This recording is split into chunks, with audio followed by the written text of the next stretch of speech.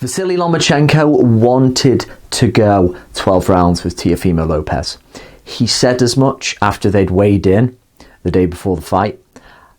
I get the sense, I think, along with the 90+% who thought Lomachenko was going to win, who was going to win a fight that was probably going to be one of the nice jewels in his crown of achievements when it was all said and done. He wanted to punish this guy a little bit. He wanted to really exhibit his mastery and show us all those skills that he'd said in the build-up that he didn't feel he'd had the chance yet to fully show. You hadn't seen the 100% matrix yet. Well, after 36 minutes, he lost, rightfully, and he is no longer pound for pound number one. If you did indeed put him at the top of the tree, Teofimo Lopez was excellent in there, really impressive. We know he had certain advantages. He was clearly the bigger man by at least a division, maybe two. Younger by basically 10 years. But for me, it was really the composure that Teofimo showed. So relaxed in there. He never seemed to become self-conscious of his success and punch the air, like say Tyson Fury did against Klitschko, trying to will that belief into him.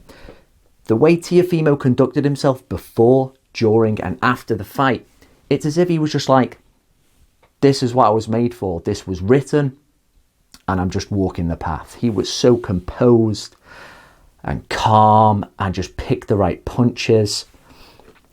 His dad, Teofimo Sr., spoke about a pyramid system whereby they were trying to keep Loma at the end of their punches but retain a threat on the counter with a big power punch to stop him making his usual creative inroads. Well, that put Lomachenko in a tactical quandary that Lomachenko normally puts the opponent in. They flipped it, just like they said they would.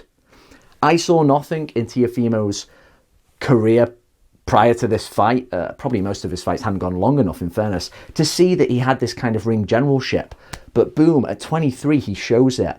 He remained so composed, and he must have known he'd won basically the first 5 to 6 rounds. And Lomachenko's got this panicky look on his face like, this isn't working, he's the tense one.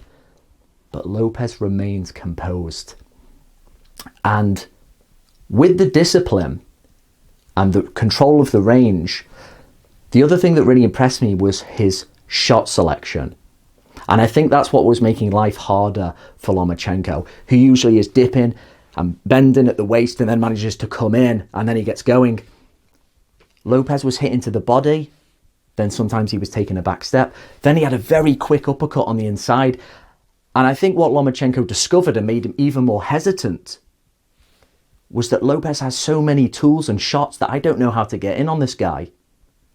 Some people use the word scared. I think that's too much. I don't think you're scared of getting knocked out. It's just Lomachenko was put in a situation where he was made to be overly wary. And credit to him, he was put in a situation not unlike Sugar Ray Leonard against Thomas Hearns, 1981, where he went, right, I'm going to have to turn hunter, which I think he tried to do rounds 7 and 8, and he definitely won some rounds. But a big difference in this fight is I felt the rounds that Lopez won, he won clearly. Whereas even the rounds he gave to Lomachenko, he looked like he was struggling, it was difficult. And perhaps therein we saw, really, something we had discussed prior to this fight, that he's not really a lightweight. And for a man of that kind of height and narrow build, small, there's only really been a handful of men in the history of Queensberry Rules who have managed to keep going up weight and beating bigger, really good guys like Henry Armstrong, Roberto Duran, and Manny Pacquiao. Are there any more? We're talking like top fighters.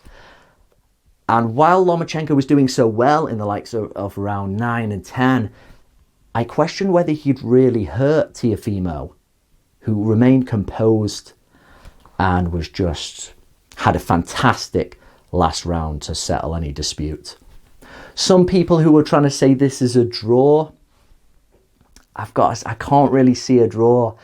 I think you at least have to give Teofimo 7 rounds. I really do.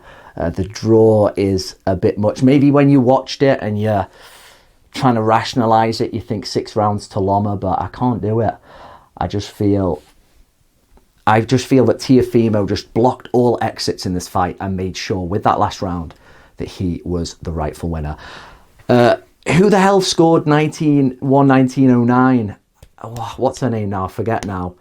Awful scorecard, but at least we got the rightful winner. Now, I would love to see a rematch, and it's the only way forward to see if Lomachenko can prove his greatness, carry on that path that so many people had foreseen. But according to Teofimo Sr., his son might be going up to 140 in his next fight. So, and Lomachenko, we know, is already too small at 135. He's got to probably go down. I'd love to see the rematch. I hope they put the money on the table to make it happen, because it was still competitive.